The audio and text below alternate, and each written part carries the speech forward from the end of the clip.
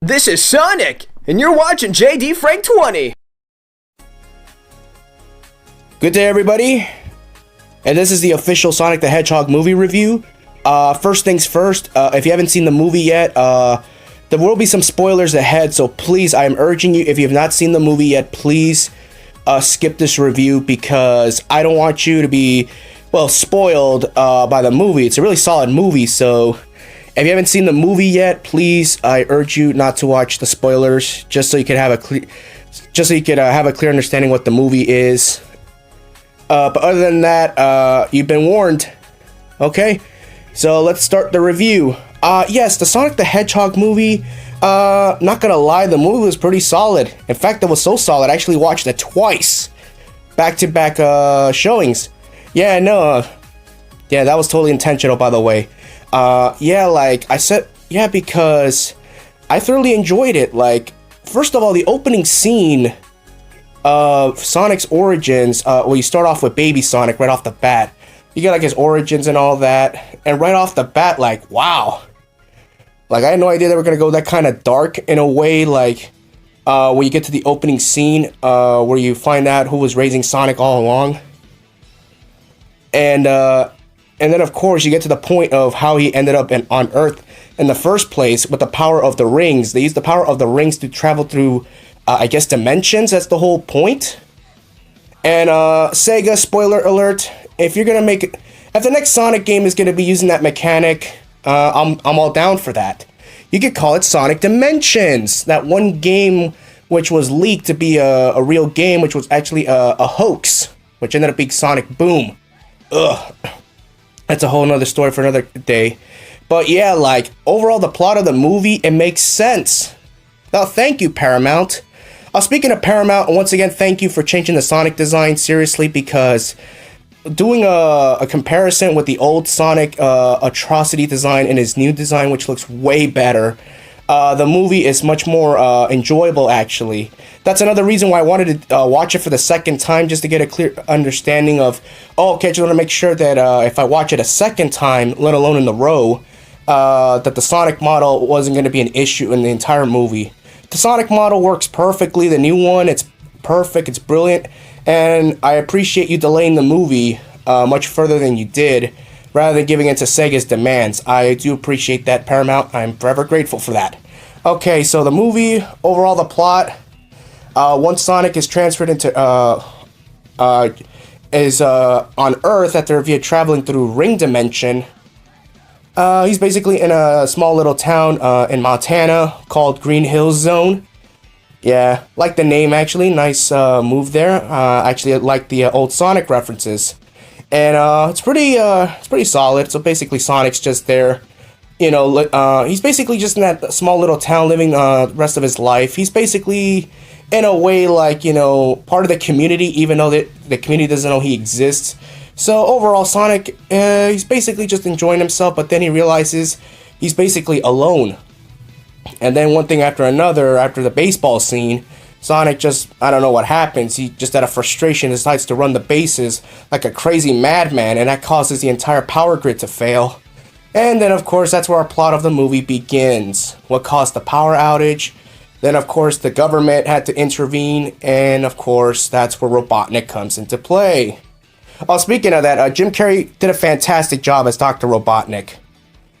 Yeah, like, you know, like, I could tell that Jim had fun with this role. I'm glad that he made it work, you know, like, I was honestly skeptical at first when I heard about this, way back when, he got the job, because at the time, Jim Carrey wasn't himself.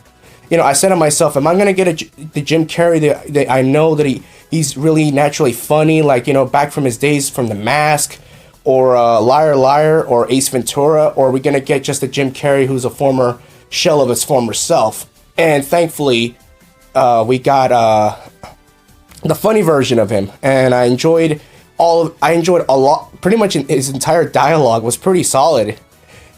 Speaking of the dialogue, yes, believe it or not, the dialogue's pretty solid, I'm not gonna lie. Like, there are some cheesy lines here and there, but it's not cringe. Because I watched the movie twice, and I really did not find any cringeworthy lines. I really didn't. That was my concern too, like, where a lot of the lines gonna be so cringy or cheesy that it's gonna be so bad it might be good. There are a couple instances where I ran into that, but not really. You know, like I LOL'd at a lot of Jim Carrey moments. So other than that, it's unique. So don't think that this movie, if you watch this movie, you think, oh, it's probably gonna be an embarrassment. It might be so bad, it might be good. Like, it's the movie overall on its own, it's really good. The whole storyline makes perfect sense. Yeah, suck on that, Sega. The fact that everybody can write a better game than you guys could shows a lot. Yeah, and overall, and I enjoyed the entire plot of the movie. Especially towards the because the main plot is we gotta get to San Francisco, obviously, because after Sonic got shot with a tranquilizer, he actually lost the rings via dimension portal once he was unconscious. Oh, speaking of that scene, you know which one I'm talking about. The scene is actually it works with the new Sonic model, because this old Sonic model, oh my god, it's so atrocious. It's not even funny. So with the newer model, after watching it twice, it works perfectly. So it wasn't cringe or anything like that. That's another reason why I wanted to watch the movie again, just to make sure, like, okay, it works perfectly. And so don't be alarmed if you watch that scene, the tranquilizer gun scene, that you're gonna feel a little bit creeped out because Sonic is screaming. Nah, it's perfectly fine. And yeah, that's the main plot. They gotta get to San Francisco to retrieve the rings. Only problem is that now that Robotnik is hunting them down, because he obviously knows what the leading cause of the issue is, and obviously both Tom and Sonic are on the run. So that's basically the entire plot line. And overall, I really enjoyed it. Especially the end. And one last spoiler tip. The ending, I urge you to stay and wait and watch the entire ending entirely, because there's a fun Easter egg at the end. That's all I could say right now, but it's worth it, trust me on this. Overall, the music for the movie was pretty solid. Thank God there was no Gangster's Paradise. I don't know what the fuck they were thinking with that on the first trailer, but overall, the music is solid for the movie. Some of the music is a lot of Sonic old Sonic songs, just use different instrumentation, especially towards the end, especially towards the ending scene after after Robotnik and Sonic have their last encounter. You hear a rendition of Green Hill Zone played in piano near the end scene, and of course the ending itself, where Robotnik is trapped on a mushroom area.